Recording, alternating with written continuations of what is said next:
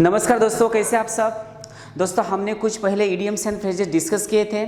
आज हम उसके आगे के इडियम्स एंड फ्रेजेस डिस्कस करने वाले हैं, क्योंकि इडियम्स और फ्रेजेस पर बहुत सारे क्वेश्चंस बनते हैं और ये ध्यान में रखने के लिए थोड़ा हमें हार्ड जाता है। इसलिए आपको इन सब फ्रेजेस को या इडियम्स को हमें रटना पड़ेगा, उसको ध्यान में रखना पड़ेगा और उसके लिए थोड़ी अलग सी मेहनत लेनी पड़ेगी। तो ये सब आपको करना पड़ेगा, क्योंकि इस पर क्वेश्चंस बहुत सारे बनते हैं।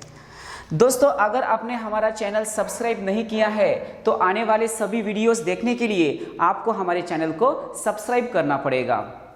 तो चलिए दोस्तों, शुरू करते हैं आज का सेशन। यहाँ पर पहली इडियम देखिएगा, एट द पॉइंट ऑफ, ऐसे बोला है। एट द पॉइंट ऑफ का मीनिंग क्या होता है? नियर यानी निकट। एट द पॉइंट ऑफ का मीनिंग क्या होता है? नियर या निकट। अब इसका यूज सेंटेंस में कैसे किया जाएगा देखिएगा। यहाँ पर Tom was at the point of death. Tom was at the point of death when his son came. तो यहाँ पर वो डेथ के नियर था या नज़दीक था या निकट था, ऐसे उसका मीनिंग होता है। उसके बाद देखिएगा एट सिक्सेस एंड सेवंस। आप एट सिक्सेस एंड सेवंस का मीनिंग क्या होता है? इन डिसऑर्डर यानी बिखरा हुआ। एट सिक्सेस एंड सेवन का मीनिंग क्या होता है? बिखरा हुआ। यह हमेशा बोलते समय हम यूज़ करते हैं और एग्जाम में भी बहुत सारे क्वेश्चंस इस पर पूछे गए हैं। अभी तक ये बहुत बार पूछा गया है। आप इसका यूज़ देखिएगा एग्जाम्पल में कैसे होता है। His books were laying in the room at sixes and sevens। इसका मतलब ये हुआ कि उसके रूम में वो पूरे किताबें ऐसी बिखरी हुई थी, ऐसे उसका मीनिंग होता है। आया समझ में? तो कौन सी इडियम है यहाँ पर? At sixes and sevens. At sixes and sevens, तो ध्यान में रखना है आपको। उसके बाद देखिएगा एट वन विथ। यहाँ पर क्या है? At one with. At one with का मतलब क्या होता है? तो एट वन विथ का मतलब होता है ऑफ वन ओपिनियन, यानी एक मत या एक साथ या एक ही ओपिनियन का, ऐसे उसका मीनिंग होता है। अब इसका यूज सेंटेंस में देखिएगा कैसे होता है। He is at one with me on this matter. अब उस मैटर में वो मेरे साथ है या उसका मत मेरे साथ है या ओपिनियन मेरे साथ है, ऐसे उसका मीनिंग होता है। उसके बाद देखिएगा एट अ स्नेल स्पेस। यहाँ पर एट अ स्नेल स्पेस ऐसे बोला है। तो आपको सबको पता है कि स्नेल की जो गति होती है वो बहुत ही धीमी गति से होती है, यानी वेरी स्लोली होती है, वो एकदम धीमी गति से चलती है। इसलिए हमने उसको क्या बोला है? एट अ स्नेल स्पेस, यानी वेरी स्लोली या धीमी गति से। ये बहुत बार एग्जाम में पूछा गया है और हम हमेशा इसका यूज बोलते समय भी करते हैं, इसलिए आपको ये ध्यान में रखना है। अब इसका यूज सेंटेंस में कैसे किया जाएगा देखिएगा। Do not walk at a snail space, यानी धीमी गति से मत चलिए, ऐसे उसका मीनिंग होता है। Got it everyone? चलिए उसके बाद देखिएगा और एक यहाँ पर इडियम है at arm's length. At arm's length, तो एट आर्म्स लेंथ का मीनिंग देखिएगा यहाँ पर क्या होता है? एट सम डिस्टेंस, यानी कुछ ही दूरी पर, यानी सम डिस्टेंस पर। अब इसका यूज सेंटेंस में देखिएगा कैसे होता है। Keep the culprit at arm's length, तो थोड़ी दूरी पर रखिएगा, ऐसे उसका मीनिंग होता है। उसके बाद देखिएगा और एक यहाँ पर है at one's fingers end. At one's fingers end, ये भी बहुत बार एग्जाम में पूछा गया है दोस्तों, इसलिए आपको इसको भी ध्यान में रखना है। टू रिमेंबर बाय हार्ट, इसका मीनिंग क्या होता है? टू रिमेंबर बाय हार्ट, यानी याद रखना या रिमेंबर करना। इसका मीनिंग क्या होता है? याद रखना या रिमेंबर करना। अब Sweety has the rules of English grammar at his fingers end, तो स्वीटी को पूरे इंग्लिश ग्रामर के रूल्स पता है या याद है, ऐसे उसका मीनिंग होता है। Got it everyone? उसके बाद देखिएगा यहाँ पर बिहाइंड द सीन्स ऐसे बोला है। ये भी बहुत बार हम यूज करते हैं बोलते समय और ये भी बहुत बार एग्जाम में पूछा गया है। बिहाइंड द सीन्स का मतलब होता है सीक्रेटली, यानी गुप्त रूप से, यानी कोई राज रखना होता है, तो उसी को ही हम क्या बोलेंगे? तो बिहाइंड द सीन्स बोलते हैं। अब इसका देखिएगा सेंटेंस में यूज कैसे होता है। Caesar's murder was planned behind the scenes. इसका मतलब सीजर का जो मर्डर हुआ था वो कैसे हुआ था? तो पूरी गुप्त रूप से हुआ था या उसमें राज था, ऐसे उसका मीनिंग होता है। आप उसके बाद देखिएगा बिटवीन द शीट्स ऐसे बोला है। आप बिटवीन द शीट्स, शीट से आप ये थोड़ा पता चलता है कि या हमें थोड़ी हिंट आती है कि शीट्स का मतलब क्या हो सकता है, तो कोई बेड होता है तो शीट पर ही हम सोते हैं, तो इसका मतलब क्या होगा, तो बेड होता है। उसी से ही उसका मीनिंग आपको ध्यान में रखना है। तो बिटवीन द शीट्स का मतलब होता है इन बेड, यानी बिस्तर में। अब इसका यूज सेंटेंस में देखिएगा, it is 10 AM still she is between the sheets. 10 बजे है सुबह के, बिस्तर में भी है, बिस्तर में ही है, ऐसे उसका मीनिंग होता है। चलिए उसके बाद देखिएगा, by fits and starts. By fits and starts ये भी आपको ध्यान में रखना है दोस्तों। बाय फीट्स एंड स्टार्ट्स का मतलब होता है नॉट स्टेडली यानी अनियमित रूप से, नॉट स्टेडली यानी अनियमित रूप से।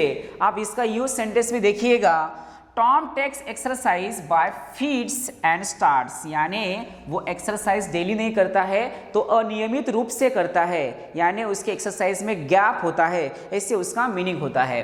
आप देखिएगा यहाँ पर दूसरी idiom from hand to mouth. From hand to mouth देखिएगा, फ्रॉम हैंड टू माउथ, इस हैंड टू माउथ से हमें पता चलता है hand and mouth. Hand and mouth इसका यूज किसके लिए होता है, तो खाना खाने के लिए होता है, भोजन करने के लिए होता है। हैंड टू माउथ, तो ध्यान में रखिएगा हैंड टू माउथ, तो इसका मीनिंग होता है प्रिकैरियसली, यानी कठिनाई से निर्वाह करना, कठिनाई से निर्वाह करना, ऐसे उसका मीनिंग होता है। देखिएगा, workers generally live from hand to mouth, तो पूरे जो वर्कर्स होते हैं वो हमेशा क्या करते हैं, कठिनाई से निर्वाह करते हैं, यानी निर्वाह करने के लिए या खाना खाने के लिए उनको बहुत सारी कठिनाइयाँ लेनी पड़ती है, ऐसे उसको बोला जाएगा। तो ध्यान में रखिएगा, फ्रॉम हैंड टू माउथ यानी निर्वाह करना। उसके बाद देखिएगा, from head to foot. From head to foot, अब फ्रॉम हेड टू फुट इससे भी हमें पता चलेगा कि पैर से सिर तक, पांव से सिर तक, सिर से पांव तक, इससे हमें पता चलेगा ऑल टुगेदर। सिर से पैर तक का मतलब क्या होता है, all together. She was dressed in salwar from head to foot, तो पूरे सर से लेकर पैर तक, सर से लेकर पैर तक या पांव से लेकर सिर तक, वहां से उसने क्या पहना था, तो उसने पहना था सलवार, तो ऐसे उसका मीनिंग होना चाहिए। उसके बाद देखिएगा, इन अ ब्लू मून, ये भी बहुत बार पूछा गया है। अब इन अ ब्लू मून का मीनिंग क्या होता है, वेरी रेयरली यानी सेल्डम, यानी कम अवसर पर, बहुत ही कम मिलता है ऐसा अवसर, ऐसे उसका मीनिंग होता है। तो इन अ ब्लू मून को आपको ध्यान में रखना है, और उसके साथ उसका सेंटेंस देखिएगा कैसे बनेगा, she goes to meet her parents once in a blue in moon, यानी वो अपने पेरेंट्स को बहुत ही कम मिलती है, ऐसे उसका मीनिंग होना चाहिए। Got it everyone? तो ये आपको ध्यान में रखने पड़ेंगे। उसके बाद देखिएगा, इनटू द बार्गेन ऐसे बोला है, into the bargain. Into the bargain का मतलब होता है फॉर नथिंग, या पूरा फ्री, या मुफ्त में, या मुफ्त में, तो ये आपको ध्यान में रखना है। कैसे है, तो इनटू द बार्गेन। अब इसका यूज सेंटेंस में देखिएगा, I got a pen and a book into the bargain, यानी मुझे एक पेन एंड एक बुक जो है वो ऐसे ही मुफ्त में मिली है, ऐसे उसका मीनिंग होता है। उसके बाद देखिए, इन टोटा बोला है, ये भी बहुत बार बोलते समय लोग इसका यूज करते हैं। इन टोटा का मीनिंग क्या होता है, कंप्लीटली यानी पूर्ण रूप से, कंप्लीटली यानी पूर्ण रूप से। अब इसका यूज सेंटेंस में देखिएगा कैसे होता है, the workers agreed with the suggestions of the group in toto, यानी पूर्ण रूप से वो एग्री थे, ऐसे उसका मीनिंग होना चाहिए। Got it everyone? तो चलिए दोस्तों, एक बार फिर से इन सब के मीनिंग हम देखते हैं। पहली कौन सी इडियम देखी थी हमने, तो पहली इडियम हमने देखी थी यहाँ पर कौन सी देखी थी हमने यहाँ पर, तो eight the point of. Eight the point of का मीनिंग क्या होता है, नियर या निकट, ध्यान में रखिएगा। दूसरी देखिएगा, एट सिक्सेस एंड सेवंस, तो यहाँ पर 6 है, 6 के बाद 7 आता है। एट सिक्सेस एंड सेवंस का मीनिंग होता है इन डिसऑर्डर, यानी बिखरा हुआ। उसके बाद देखिएगा, यहाँ पर और एक इडियम थी, at one with. At one with का मीनिंग क्या होता है, एक मत से या एक साथ, उसके बाद देखिएगा एट अ स्नेल स्पेस, तो स्नेल कैसे चलती है, तो बहुत ही धीमी गति से चलती है या वेरी स्लोली चलती है, उससे आपको हिंट आएगी कि इसका मीनिंग धीमी गति से हो सकता है। तो एट अ स्नेल स्पेस का मीनिंग होता है धीमी गति से या वेरी स्लोली। उसके बाद देखिएगा at arm's length, at arm's length का मतलब होता है कुछ ही दूरी पर या सम डिस्टेंस पर। उसके बाद देखिएगा एट वंस फिंगर्स एंड, ये भी बहुत बार एग्जाम में पूछी गई है, इसलिए आपको उसको रटना पड़ेगा, ध्यान में रखना पड़ेगा। तो एट वंस फिंगर्स एंड का मतलब होता है याद रहना या रिमेंबर करना। उसके बाद देखिएगा बिहाइंड द सीन्स बोला है, बिहाइंड द सीन्स का मतलब होता है गुप्त रूप से या सीक्रेटली या उसमें कुछ राज रखना, तो ऐसे उसका मीनिंग होता है। दूसरी इडियम यहाँ पर देखिएगा बिटवीन द शीट्स बोला है, शीट से हमें पता चलता है कि हम शीट्स पर सोते हैं, तो इसका मीनिंग क्या हो सकता है, तो उसका मीनिंग बेड हो सकता है यानी बिस्तर में। बिटवीन द शीट्स का मतलब क्या होता है, फिर बिस्तर में होता है। उसके बाद देखिएगा बाय फिट्स एंड स्टार्स बोला है, बाय फिट्स एंड स्टार्स, इसमें भी थोड़ा हमें हिंट आता है कि पहले फिट्स बोला है फिर बाद में स्टार्स बोला है, तो इससे हमें पता चलेगा कि यहाँ पर उसका मीनिंग अनियमित रूप से होता है। उसके बाद देखिएगा from hand to mouth, from hand to mouth का मीनिंग ही क्या होता है, हाथ से हम खाना खाते या भोजन करते हैं, उससे हमें पता चलेगा कि प्रिकैरियसली यानी कठिनाई से निर्वाह करना, ऐसे उसका मीनिंग होता है। उसके बाद देखिएगा यहाँ पर from the head to foot ऐसे बोला है, हेड टू फुट बोले तो पैर से सिर तक, सिर से पांव तक, ऐसे उसका मीनिंग होता है। यानी उससे आपको पता चलेगा कि हेड एंड यहाँ पर फीट का या फुट का यूज किया गया है।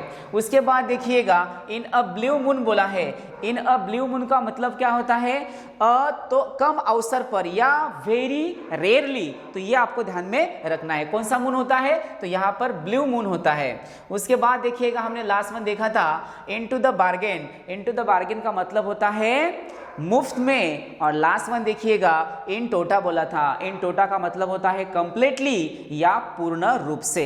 तो इस टाइप के आपको पूरे ये फ्रेजेस ध्यान में रखने पड़ेंगे।